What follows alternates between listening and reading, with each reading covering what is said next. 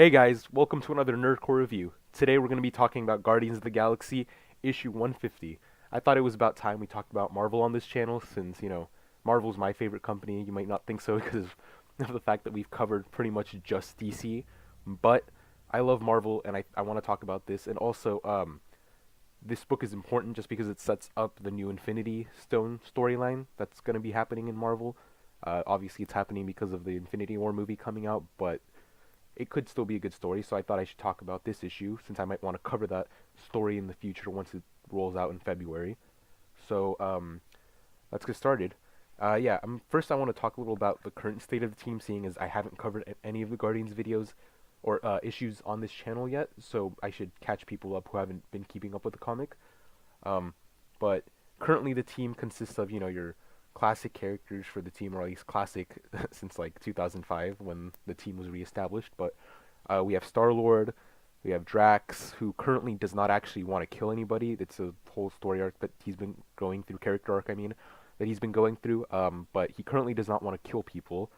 Then you also have Gamora and Rocket, of course, and Baby Groot, because they're making it more like the movie. I hope he grows up soon because I don't want them to make everything like the movies. I love the movies. I love the movies a lot, but the comics should be their own thing, you know? And also, we also have a different member in Ant-Man who joined the team after the events of Civil War II, in which he basically betrayed the heroes who were trying to I mean, not Civil War II, I said Civil War II, but I meant Secret Empire. In Secret Empire, he betrayed all the heroes, basically the resistance against Captain America, who was evil at the time. It was not that great of a story, but he betrays them because Captain America has his daughter, and she would die if he didn't betray them. So, so basically, he's hated on Earth because of that, and now he decided he would go with Guardians. They let him go off Earth because people on Earth don't like him. So now he's part of the Guardians of the Galaxy because basically just wanted to get away from everything. But enough about that, the team, current state of the team. But in recent issues, they've been with the Nova Corps because they've been trying to like stop the Raptors, who were this group, if you don't know, but they're evil. But the Raptors have infiltrated the Nova Corps, basically, have members in their ranks who are like double agents, and they obviously don't want them in there because they'll give away all of the knowledge that the Nova Corps has. The Guardians are basically there to find out who all the Raptors are in the Nova Corps and trying to kill them, eliminate them, get them out of the Nova Corps. Especially because Peter Quill actually found the location of the Power Stone. So he told some of the members of the Nova Corps, and he can't risk anybody else finding out about that. He hasn't even told Gamora. But now that I've told you guys where we're at in terms of the story, let's get to the current issue, since this is also really important for reasons you'll see soon. So the current issue actually opens up with Adam Warlock, who is staring into a lake of sorts. It's a body of water. He's kind of just introducing himself. He's talking about how he's lived many lives, and then he says it's time to live again. So then he starts seeing what he thinks is the creation of worlds, but then the older version of Adam Warlock, like his more classic look, shows up and says, "No, you're witnessing the destruction of worlds." And he looks down back at the body of water, where he sees the dead bodies of a bunch of the Guardians characters. Richard Rider, I believe the Hulk is there. He sees all these dead bodies, and he's like, "Is this the past, or is this the future?" And when he says that, he wakes up and realizes that that was just a nightmare he was having. He's furious with like himself after having this nightmare for some reason. I don't quite understand why, but he's just angry, and he punches a mirror, which not only destroys the mirror, but destroys a whole wall in the room he's sleeping in. And that's when he realizes that this isn't like necessarily real.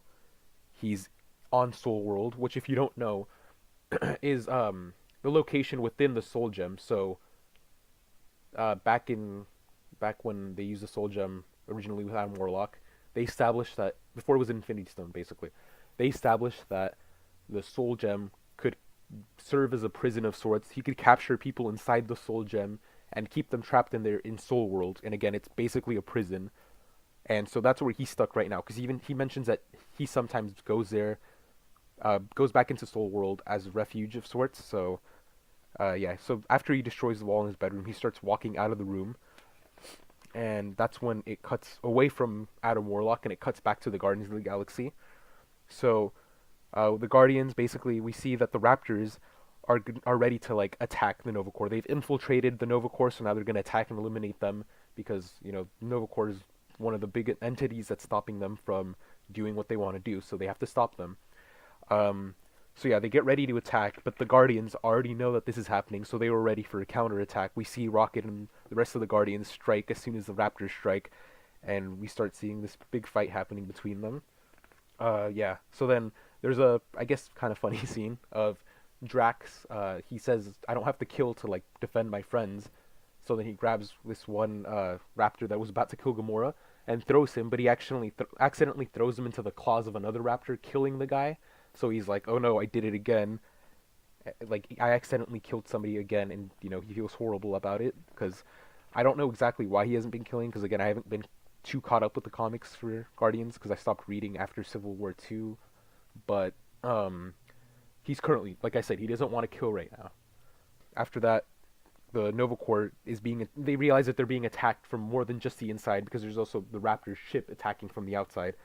So then Rocket flies out because he has a Nova Corps helmet so he can fly and stuff. It's not going to be kept forever, but he has that with him right now. So he flies out, and then he starts attacking the Nova Corps. I mean the Raptor ship that's there. He starts attacking it, and it's not working. The shield is defending them, and Rocket can't get through and destroy the ship. So if they can't stop the ship soon, the Nova Corps building will be destroyed and everybody in there will die. So they need to figure out what to do soon. Luckily, Star-Lord realizes that since they can actually see the ship, what do you call it? Since he can see the ship, that means light can pass through, which means that particles that are really small are able to pass through. And it's actually not Star-Lord. My bad. I think it was actually Ant-Man who realizes that, but he realizes that and he says, "I can shrink down to the size of a photon, and you guys can send me in, and I'll try to destroy the ship from the inside." So they do that. It works, and I actually really love this part. There's a panel of once he gets inside. There's a panel of him growing to like super huge size and just destroying the ship completely. But obviously this takes a lot out of him, and he goes unconscious. And then Rocket saves him from from all the destruction and stuff. He pulls him away from the destroyed ship, and he's unconscious. And when he comes to, he's like, "What happened?" And Rocket tells him, "Oh, you went in there, got knocked out, and then I had to save you." And he takes credit for destroying the ship basically, which I thought was a very Rocket thing to do, and I thought it was pretty funny. Um, so yeah, after that happens, um, cut to another member of the Raptor who's still in the Nova Corps building, and he tells their leader that he found out that that the Nova Corps knows of where the Power Stone is, and which is one of the Infinity Stones, and he starts telling them that we need to evacuate the building and just focus on trying to get to that. But then Gamora overhears him and just slices his head off. The Raptors are basically done at this point. They they've been defeated by the Nova Corps and the Guardians, and then we cut back to Richard Rider, who comes back and basically tells them that he's been looking for the other Earth Nova, and they kind of discuss all the other ongoing problems. They're not really important to the story there, since this is actually the last issue of Guardians of the Galaxy, so the series is ending here, and a lot of stuff is just kind of being forgotten. Basically, Richard Rider reminds them of a bunch of threats they still have going on, and he and Peter Quill talk about those threats, and Richard Rider basically says, Nova Corps will take care of them. It's basically just a clever way of being like, the Guardians aren't going to worry about this anymore since the series is ending, and they're going to focus on the Infinity Stones. But they basically talk through that. They talk about that, and then after their little talk, they decide they're going to go off to deal with one of the problems. I think they said with the gardener, who's somebody who's after Groot, I believe is what's going on. But what happens is that when Peter Quill mentions that they're going to go off and stop the gardener now to defend Groot, Drax says, I can't go. He basically says he doesn't want to since he doesn't want to kill anymore. He doesn't want to keep fighting alongside the Guardians. He loves them, but he can't do this anymore. And Peter Quill understands. He says, "I know, I knew there's no way I can stop you, but I do have something I want you to do for us. somewhere you can be alone. And it is at this point that he takes Drax to where the location of the Power Stone is, and for some reason the Power Stone is huge. It's not like a small power. It's not like a small Infinity Stone like we normally see. It's like huge. Like I argue, it's the size of like it's like probably as tall as a house. It looks like it. And so he tells Drax that nobody really knows that the Power Stone is here. So you'd have peace and quiet most likely by staying here. Can you stay here and just watch over it? And in case somebody does come, then you'll have to fight. But again, nobody knows that it's here. This is very secret. So you're likely not to run into anybody. And Drax accepts. He's happy that now he has this peace and quiet. He doesn't have to fight most likely, or even kill necessarily. At least he thinks so, because we actually see that news of the Nova Corps knowing about this Power Stone gets out, and people are trying to get the location. This one lady somehow knows what the location is. I think she heard a transmission, and so then she says that she will give the location of the Power Stone to the highest bidder. And then we see a bunch of different alien races, and like we even see Ultron, who currently has like a planet of robots. But we see Ultron, and we also see the Chitauri. But the Chitauri actually captured the lady, and they tell her, "You'll die if you don't tell us where the Power Stone is." And so they find out where it is. We'll see where this leads probably later. And it is so now we know that Drax won't actually get that peace and quiet he wanted. But it cuts back to Adam Warlock again, which I think this is the most important part of the story, because we see Adam Warlock running into Gamora, or at least a version of Gamora that's trapped there. I'm guessing it's some sort of like imprint. It's not, because it's obviously not actually Gamora, but more of like a memory of her. And so she reminds him that he's the one who traps people inside the Soul Stone, and he's like, but I don't have the Soul Stone. And then he realizes that he didn't go in there for refuge. He's not there of his own will. So he wants to try to get out, and it is at that moment that he actually does get out. And I don't think it's necessarily because of him, though, because we actually see him break out of his cocoon, reborn, free of the soul world, and the first thing he sees is Kang the Conqueror, and it seems like Kang was actually the one who pulled him out of the stone because he needs him for something. He says, "Welcome, Warlock, you're right on time," and that's where the issue ends. So obviously Kang the Conqueror wants him for something. We'll see what it is, but now we have all these elements set up for the Infinity Countdown, and I think that's the main reason why this issue is important, if you ask me. But yeah, so I'm gonna try to review in the future more of the Infinity Countdown stuff. Hopefully it's good. We'll see. But now I want to actually talk about the issue a little bit, like review it a little bit more, because I kind of just recapped it. But I thought overall it was a fairly good issue. It wasn't like amazing. I wasn't like, oh my god, this is so cool, But I think it does a good job at accomplishing what it needs to do. It finishes off the series fairly well, closes off most of the storylines, has funny moments. That's definitely what I liked most, because I feel like the Guardian comic should be funny, and it did have funny moments, so that was a plus. But I think it did a good job at setting up the Infinity Countdown event that's coming up, and so it got the job done, is basically what I'm trying to say. Art-wise, it's solid art. It's not like amazing art, but it's solid art. It's not bad at all. I like it. It's solid.